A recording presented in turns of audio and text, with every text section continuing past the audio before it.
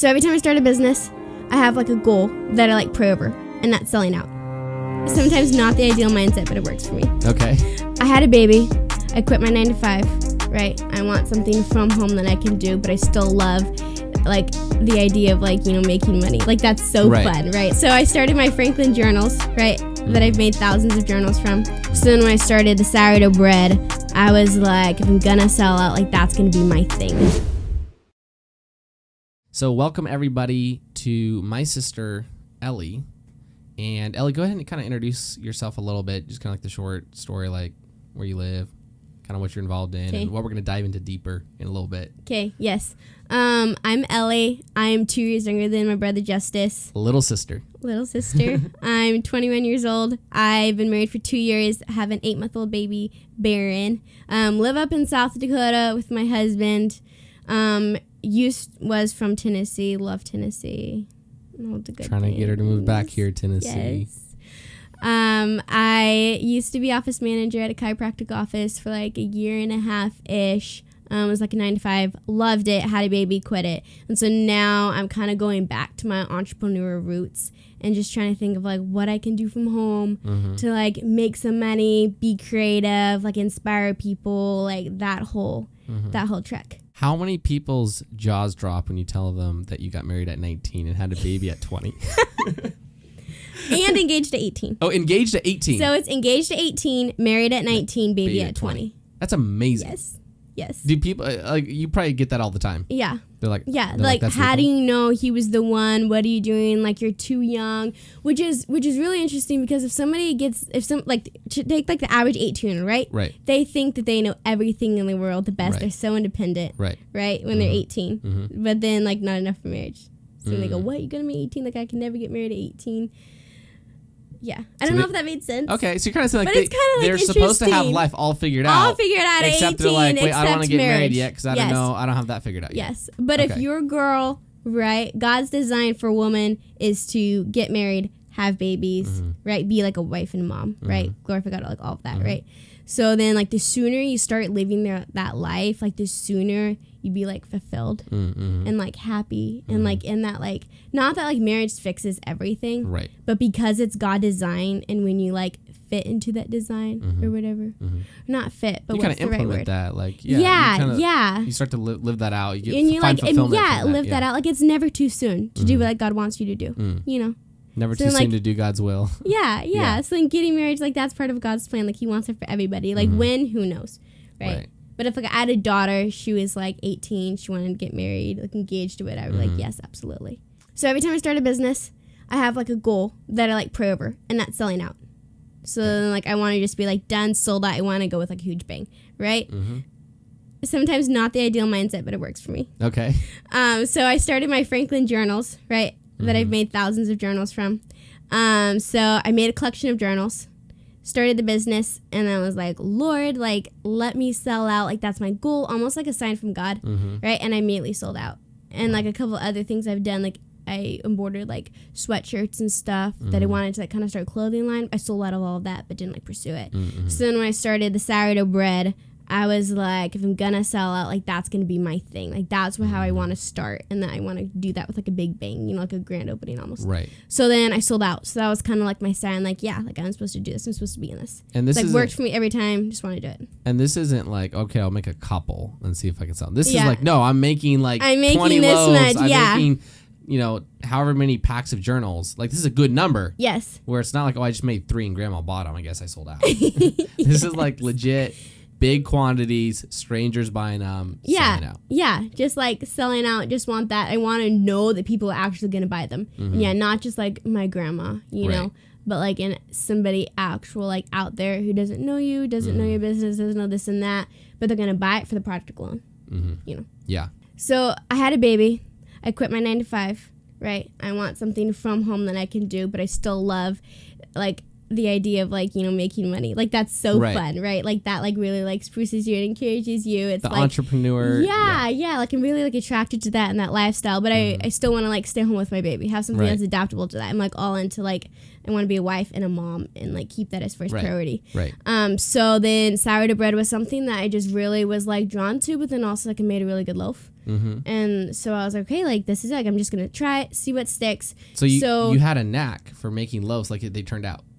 Like as funny as that sounds, they actually you made them and they turned out. It was like good. So you're like, wait, I'm onto something here. Yeah, and I'm sure a lot of people have tried to make loaves and they have not turned out. Yes. Okay. Yeah. Well, yeah. I mean, it's like the science. It's the science. Yeah. So it's not just bread. Uh-huh. So I posted to Facebook Marketplace because they're locals shopping for other local stuff. Right. Right. So Facebook Marketplace. So you always think of buying furniture there, whatever, but actually sourdough bread, if they see it, they're like, oh, this is interesting. It's a good picture. They're not looking for it, but then they're gonna. But if they come across it, yeah, it's within 30 miles, whatever, and they're like, oh yeah, it's interesting, right? So they send me a thing, and then I meet every Wednesday. I started meeting every Wednesday at like this local coffee shop. So that way, if it was like this Facebook dude who was like kind of sketchy, whatever, it was in this open place. That's it was like near my home. If I didn't have a car or whatever, it was just there. It kind of worked. And a coffee shop is a good place where they also feel comfortable going to and not just meeting in some like alleyway where I live, like outside Walmart, our apartment. Behind a Walmart. Yeah. And it was a place that like everyone knew. So that's what I started doing.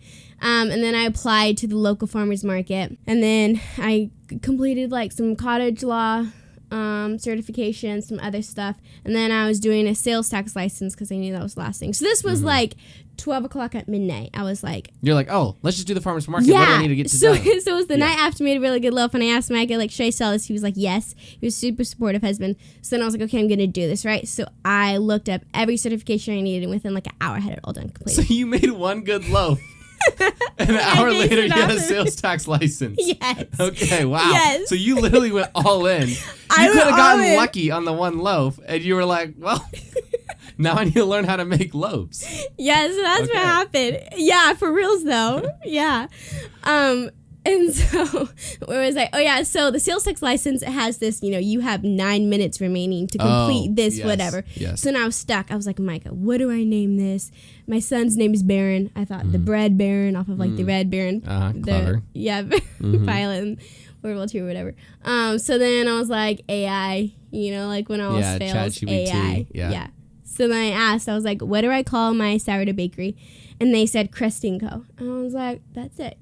Obviously we know the name doesn't really matter that much. Right. So then put it in as Crusty & Co. And then from then on, the state sees it as Crusty & Co. So then I have to see it as Crusty & Co. So then there it is. And then now it's just kind of stuck, So that is the speak on something in that. Yeah. That is important to not get held up on certain things like that when you are just trying to like make money and stuff. Because even with the coffee cart that I run, or the operation thing that I run, when we're at small farmers markets and we're barely selling drinks, people are always like, oh, what are you called? Do you have like a website? Do you have a social media? And then when we're at events where it's like 4,000 people and there's a 20-minute line and we're slammed and we're just making drinks, nobody's like, wait, what are you called? They don't care. They're like, oh, coffee. Sweet. Yeah, I want coffee.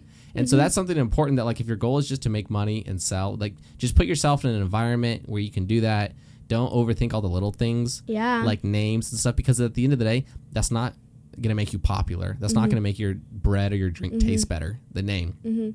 Especially when it's not a brick and mortar. It's not really something like, okay, we're going to spend $2,000 on a sign to put in front of our, to put above the coffee shop. You're doing like a little coffee cart or a sourdough bread, table at a farmer's market. You don't need to spend a week stressing about the name. Right. So. Yeah, totally. That's such a good point. Yeah, and it's easy to get caught up on the little things like that. So you kind of have to like remind yourself, like, what's my main focus? Is it like to make like, $800 a week? Or is it to like have a really cute logo? Like, which one do you want more? Like, what do you invest your money in and your time and your energy? And all of that stuff. So let's talk a little bit about the more nuts and bolts about the farmer's market. I feel like that's something that a lot of people always think about. Oh, it'd be so cool to sell something at a farmer's market. Especially a mom, right? Or, a young person. They're always like, oh, it'd be so cool to have a booth at a farmer's market and sell something, regardless of what that is. So you're in South Dakota, right, where you live and you do. But so what are kind of like, how much is like the booth cost? And then like talk about like kind of what did you have to buy for the setup? Like, oh, well, we had to buy Easy Up or this or that. Kind of like what was that process like? I went into it. Yeah. So it's either $20 a day or $200 for the whole season. Okay. So it's super cheap. I know it's a lot of farmers markets. You have to give like a 10% percentage or whatever, but this is just $200 for the whole season. So that's really cheap. Awesome. I know. It's super good. So we just pay the $200 for the whole season. After I sold out to make sure that we were going to be good, we're staying. And I think we invested like $500 into a tent, a lifetime table, getting like a good tablecloth. Like my husband, he like built me a stand and like built me like some everything, shelves and like, so it was like super nice. And that was a really good deal. But I think pretty much everyone can do it for $500 or less. Yeah, just to super get a good low setup. investment. Yeah, set it up in our living room the day before. Took pictures, you know, to look back on 20 years or whatever. And then we went there in the morning and set it all up. I made 20 loaves and I sold out in like 49 minutes. So, what are some things that you've learned at the farmers market? You're in a great situation where you are selling out, and so you can do a lot of trial and error. You can test. Some people don't sell that much stuff, and so it's a little harder for them to try to implement things and test things. But you got volume. You're selling out every single farmers market, but you're still trying to like look for ways to make more money, be more efficient, offer more products. So what are some things that you've learned throughout the 4, 5, 6 weeks that you've already been selling that you've learned from week 6 as opposed to week 1 that like you just like, oh yeah, we changed this, we now do this, I don't do this, I thought this was important, this is not important, et cetera, et cetera. So my brother Chase actually told me this. He said anybody can replicate like your bread or your booth, because I've had a ton of people copy me already, you know, this or that. That's how you know you're doing good. That's how you know you made it when they're copying you. Yeah, and they ask you, hey, you know, just curiosity, where to get your bags? And you're like, but nobody can copy like you personally, right? So then I've been trying like really hard since that. It's like nobody really cares about your business. They don't really care about your bread or the flour you use. Like I know what goes into this, and I know how much like blood, sweat, and tears I've done, but they don't, and they really don't care. Like they just kind of want the bread. They just want to like give you the $10 and go, right? So they're not trying to sell the product and be like, oh, this is made with this flour from Montana, and they could care less. Right? Like he's picking it up for his wife. He could care. But so really trying to like get to know him and their family and be like, oh, how was your grandkids, you know, camping trip last weekend? So then they come back and they want to chat. Like they want to, you know, oh, tell me how that camping trip goes. So then they come back and like, oh, how'd it go? And then they have stuff to tell me. Now they're buying from you. So now they're buying from me personally and not just buying their bread. They're buying the product, they're buying from you. Exactly. So more along the lines of like the experience. So I've been trying to get like, you know, all of their names, all of their everything, super like personable connection, like give them like free cookies if this is like their 6th week in a row buying, like this and that, just so it becomes a lot more emotional for them. See you next week. Yep. Yeah. Like, see you next week. Oh, if they're going to try like a different loaf of my bread, they're like, oh, you're going to have to tell me how you like that. And then next week we can switch back to the original. You switch back to your regular or whatever, you know. So make it super like that for them. Absolutely. So then that way they feel like they're a part of like my story. Like I see them. I notice when they're gone. If they don't buy from me one week, but I still see them in the market, I'll be like, oh, I missed you last week. You know, like stuff like that. So then they go like, oh, like she notices when I'm there. She notices when I'm not. So 2 good hacks from that. One is you sell to so many different people throughout the week. And I've obviously experienced this with the coffee cart and stuff. People come up, they look familiar. Maybe it's from the farmer's market. Maybe it's from somewhere else. You don't know if you know them or you don't know them. Sometimes people come up and you're like, oh, I've never seen this person before. And they bought from you last week and you talked with them. But you just see so many people. It's hard to remember names, faces, and everyone going through. So if you always just say, hey, it's good to see you. Then that implies like I remember you. Hey, it's good to see you, as opposed to like, hey, have you been here before, or were you here last week, or like, oh, what's your name? Oh, I'm Sarah. Oh, Sarah, it's great to meet you. And they're like, I met you last week. Right. Like that's tough. Like talking about losing a customer, like you know you meet because they only met like 2 people that day. You met 100. But they only met 2 people. And so they remember you. And you're like, wait, I met you. And it's like, you mean nothing to me. Because I didn't remember your name. Like, I didn't care about you. Right. And so you always just say, hey, it's good to see you. And that implies, that's just in life. In general, someone comes up to you at church or whatever, always just say, hey, it's good to see you. And it's actually, I'm just going to, this is a clip. This is going to be a clip here. So I'm just going to talk about 2 things that are kind of off the farmer's market. I really learned this because back in the days when our family was a band, we were performing and touring across the country. We're at this church in Knoxville, Tennessee, and a guy comes early, and like so early that like we were almost like sound checking, like, and he was like there, like first pew, just like watching us. Okay, well, we're done, and we've got like an hour before the show starts, and so everyone's getting ready and going back to the bus and all that kind of stuff. And I was like, oh, I'll say hi to him because like he's obviously here early to see us. And so I'm like, hey, Justus. He's like, oh, yeah, I know your name. And, that makes sense, he does. And I was like, well, what's your name? And he's like, Kevin. I was like, Kevin, it's good to meet you. And he said, oh, I was here last year. I met you guys last year and, like, helped you guys load up. And you could just tell it was, like, so awkward because it's like, I was like, oh, good to meet you. I have no idea who you are. And he's like, I helped you guys load up last year. I was, biggest fan. Like, I'm here early. Never again. Mm-hmm. Never again. I could tell. Like, you could just watch it from his face. Like, oh, he doesn't even recognize me. And it hurt him. Mm-hmm. And it hurt me. hurt him, right? So always say good to see you.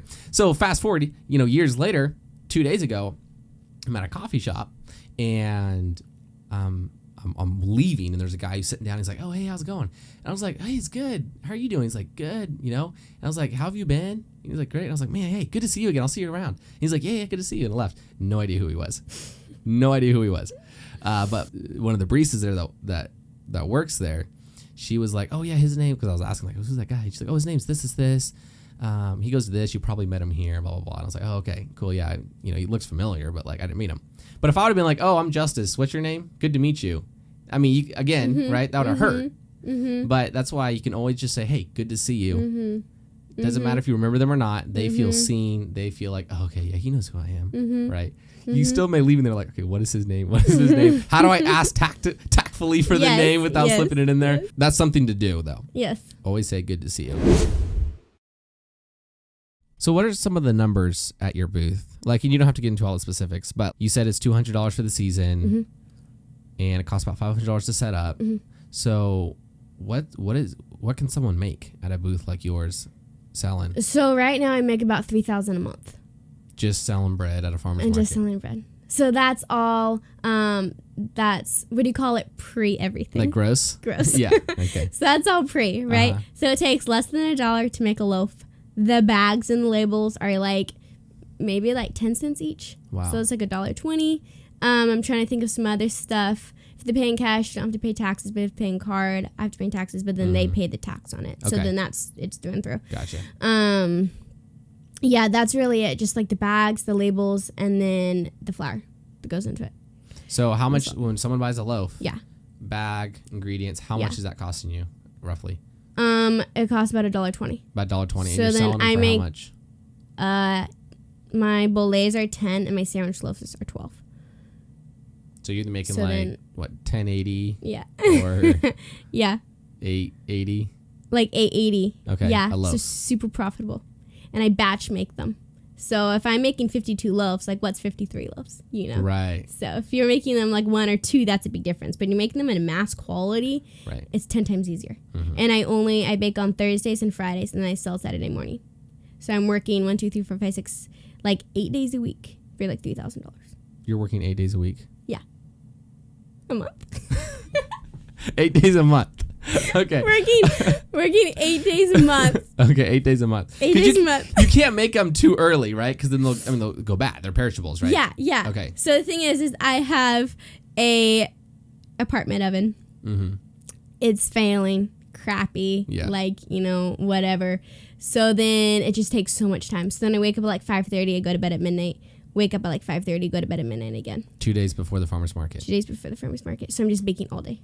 So people are like, oh, I want to do a farmer's market. I want to make a whole bunch of money. That's fun. Yes. And you're like, yes, and yes. With an 8-month-old baby. With an 8-month-old baby. Who get up at 5:30. Yes. Go to bed at midnight. Who has nap times, nurses constantly. Yes. Trying to get in the bread, trying to get in the flour. Want your attention 24/7. Everything. So he's a good baby, but he's still a baby at the end of the day. He's a baby, yeah. He's a baby. So then, he's crying. I'm like, oh, well, the dough needs me. It's going to over ferment. Because I always choose the baby, by the way. Always choose the baby. Baby over bread. Baby over bread. Micah, your husband, he's gone at work, right? Yes. And so it's just you watching the baby and watching the loaves. Yep. You got a hot oven, rising bread, timers going, baby's doing baby stuff. Mm-hmm. And you're back and forth. Yeah. And it's a lot. Like Thursday and Friday to get like no sleep. I don't really eat. You just kind of like go. But then it's fun. And it's part of the hype, And then on Saturday morning, you just see all this like, $700-800 in cash. And you're just like, you're it's like, worth okay, it. that was it's worth fun. it. Yeah. And then on like Sunday, Monday, Tuesday, Wednesday, just chilling, just It's resting. the best feeling in the world is when you finally show up and you sell and you're done. And like, it's a so good feeling. It's over. Yes, it's a But good like feeling. after feeling, it's so good. Yeah. So if you were offered another free spot at the farmer's market to sell another product, what would you sell? Like aside from like, oh, I don't have time for that or XYZ, but like you have the opportunity to like sell something else. What would you sell? Like, what do you think after these farmers markets or maybe yours would do well? Like aside from the sourdough bread, it could be something completely different, but what do you think would do well as well? I mean, so another venture that I'm doing is a popsicle cart. Okay. Right? So for popsicle cart, they're super easy to make, right? Just get juice, pour them in the thingies, freeze them, right? Yep. 5 hours, do it again, 5 hours, right? You make the batches like 10. Farmers markets are always in the summertime, right? And they're always like midday, super hot. Always Everyone hot. wants a popsicle, right? Yep. The 80-year-old man wants a popsicle. The 3-year-old child who's having a tantrum, he wants a popsicle, right? They're like $3. So it's super versatile, right? And for popsicle, so it's frozen fruit. So it falls under the cottage law, which means you can do it in your home. Oh, So you don't have to have a commercial kitchen license. You don't have to have this, don't have to have that. So you can just do it in your home, which is something that's super, super good. So it's called Poppies. Okay, so we have a name. Released. Yes. Okay, it's called Poppies. That's cute. Poppies, yeah. And then we're gonna finish it as soon as we can. But that's something else that we're gonna do, which is like super needed. And how do you And make they're healthy too. healthy? Yeah. Yeah. So how do you make those? You like blend fruit or like okay? Yeah. So just fruit blended. I mean, you can add some sweetener if you want, like maple syrup or honey. As soon as you add dairy, that's when you get Into dairy's some a more headache. legalities. You have to do like insurance and you have to do like this and that and whatever. So, but yeah, frozen fruit is just super easy, super fun. So yeah, so that's the next thing. I'm gonna do coffee and jewelry eventually. Okay, coffee and jewelry. So you're already thinking a couple years down the road what you're gonna do? Yes. So I mean, as soon as one business is set and going, and you have a lot more like information, a little like insight, like behind the scenes, just kind of inspires you. Like, oh, like I want to do this and I want to do that. This and that. Yeah. What's your advice to other people that have booths at farmers markets because you sell out every time? Yeah. And they're there, and they've got tons of stuff that they're trying to sell. Yeah. And they sell a couple, and they might not even break even. Yeah. And you're over here, and you're selling out by noon. Like, is it the product? Is it how you sell it? Like, what's your thought process behind selling out every single time? Yeah, I think it's a lot of things. I think the first thing is that making your booth look presentable, right? So they always say that you buy with your eyes first, right? So if you see it, it looks tasty, and you really want to buy it, that like draws them in a lot more. The second thing I do is if I see people walking by who even give me a glance, I immediately be like, hi, welcome in, or like, good morning, how are you? I'll comment on like their kids. If they have kids, I'll comment on like their hats and their bag that they're wearing, or like anything to try to like create a conversation. A connection, bring them over. Yeah. And then just be like super nice, be like, oh my goodness, this is the best bread ever. You're going to love it. Like really try to like talk to them and like sell it out. And then I also think that the third thing is like being super honest with yourself. Like, is this a good product? Like one lady there, she has sourdough cheese, right? Oh, okay. So it's not very good. I don't know if this can go to something you good. can say whatever you need. But like, who's going to buy that? Who even wants to try it, right? So then being like super like honest with your product, who you are. If you're not selling it, then why are you like wasting money coming back here every single week to try to do that? Try something else, expand. Like, don't take it as a personal attack. Like last week I had like coffee cake that like didn't sell. So I was like, am I going to make it next week? Like, no, it's really good. I like it. Like my husband likes it, but then apparently they don't. So you just say, okay, and then what I'm going to make next week that can switch out that people really like and enjoy. So you're constantly experiencing, so you're like, experimenting. And if something doesn't sell, then you can't become attached to that. You're like, okay, well, I'm not selling that. Moving on to the next thing. And something may sell that you don't particularly like. Yes. But you're like, well, it's selling, it's making money. Why am I here? Yes. So you just have to throw it out there. Yeah. Throw it out there constantly and just see what sells. Another hack when you're inquiring about farmers market information is people always feel threatened right, at farmers market when you're like, so how much does a booth here cost? Yes. And what you're selling your coffees for how much? Because they're like, oh, I don't want to give away my, like, you know, like they're going to come take my competition, right? Yeah. And so what you always do is I always lead. I was like, yeah, I have a sister that is thinking about doing a farmer's market. She lives in South Dakota. And she's thinking about doing this. Like, how much do these booths normally cost? Okay, and how much do you sell the coffee for? Blah, blah, blah. Yeah, she always wants to. So they're like, oh, not a threat. She's in South Dakota. Give them all the information. Yep. 60,000 miles away. They open up to you. Yeah. But if you're like, oh, yeah, I live right down the street. I've been wanting to do a farmer's market for a while. I've always wanted to do coffee, actually. So how much do you sell your coffees for? Oh, bro, the walls are up. Yes. Yeah, they're not going to share any information with you. Yes. So if you got like a family member or a friend that wanted to do a farmer's market and they live several states away, just throw their name in there. Be like, yeah, I have a good friend. They live in Colorado, but they keep talking about doing a farmer's market. And I think she wants to sell bread. Now, how much are you selling your loaves for, right? And they're like, the defense is down, and you can have a conversation. But thanks so much for coming all the way down from South Dakota to be on the podcast. This is the only reason you came down, right? Only reason. Yeah, only reason. You just flew down just for this. Yep. And a wedding. Or wait, bridal shower. Bridal shower. And And so you can buy me coffee every day I'm here. Oh, and I could buy you coffee every day you're here. Yeah, which I will, bro. That's my thing. I buy coffee for people. I love coffee so much. You're good at it. I buy it for people. Like I don't care if family, friends, whatever. Yep. I mean, I've gone back into line to buy coffee for someone who's like checking out, and they're like, no, it's fine. Like, oh, you're so sweet. I'm like, no, just let me, please. Yes. If I love I love coffee and I love the coffee shop and I love you, like let me put all three together. And I love money. Put all four of them together in a package deal. Let me buy you a coffee. But thanks so much for coming down and for being a great sister. And I'm excited to have you on in a little bit after all your new business adventures. Yeah, business adventures. I'll have you back on here and give us a little update. Thanks, Justice. Love you. All right, love you too.